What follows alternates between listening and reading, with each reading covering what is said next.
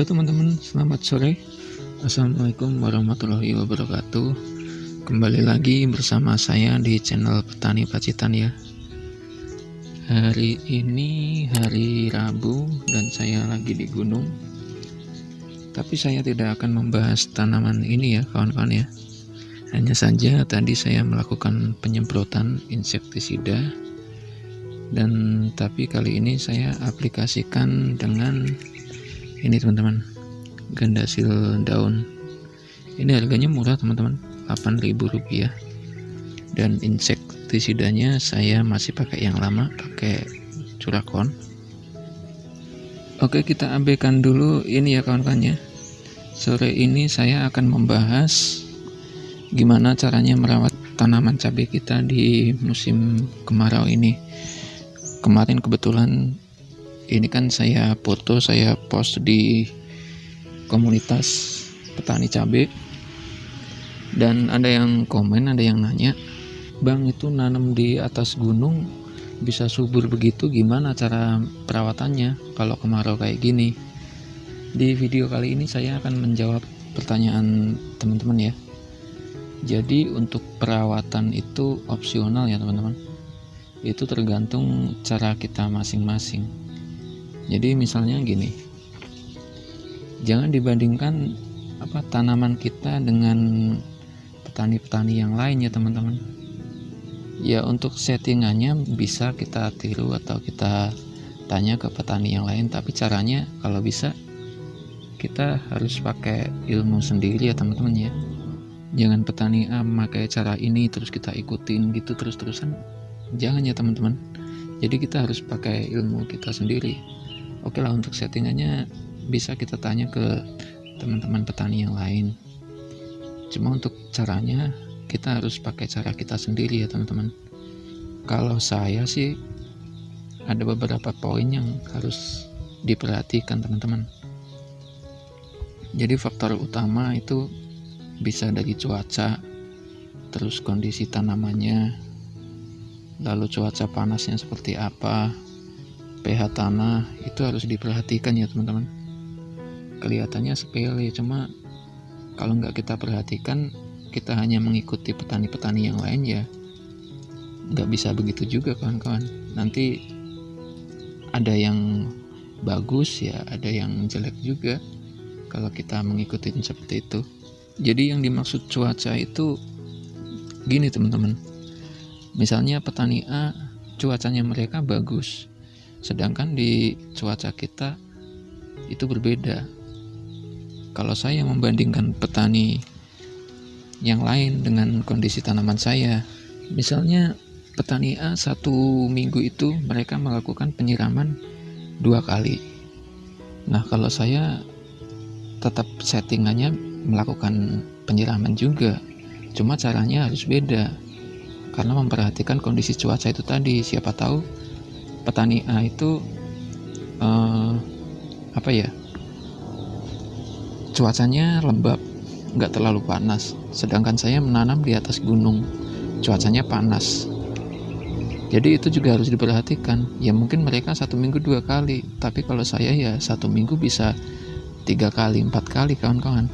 Karena kalau harus ngikutin sama persis 1 minggu 2 kali ya pasti akan kekeringan tanaman kita, kan seperti itu. Dari yang hal sepele ya.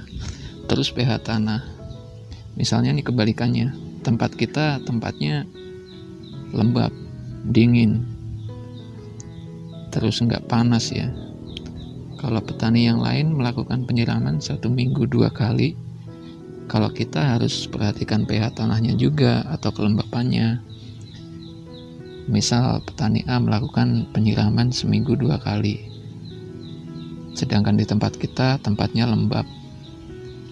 Masa iya mau kita siram seminggu 2 kali? Kan nggak mungkin juga. Kalau tanaman itu kalau kebanyakan air itu juga nggak bagus ya kawan-kawan. Ya jadi intinya teman-teman harus perhatikan kondisi tanaman masing-masing ya kawan-kawan. Jangan terlalu menyamakan dengan petani yang lain, itu aja sih kalau menurut saya.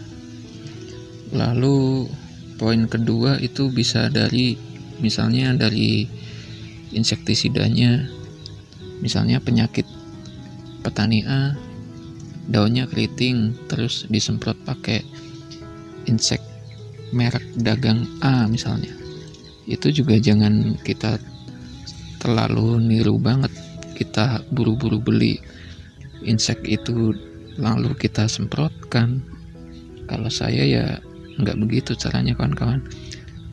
Kenalin dulu penyakitnya itu sama apa tidak. Jadi misalnya keriting daun itu kan bisa jadi disebabkan sama kutu daun ya kawan-kawan. Nah, kutu daun itu sendiri juga mereka juga pasti punya daya tahan masing-masing ya kawan-kawan. Misalnya di petani A pakai merek dagang kita ambil contoh Demolis lah. Jangan buru-buru kita ambil keputusan untuk beli merek dagang yang sama juga. Kenalin juga kutunya, karena kutu daun itu di tempat yang lain sama tempat kita belum tentu sama juga. Jadi seperti itu kawan-kawan. Jadi kita harus punya ilmu sendiri ya teman-teman.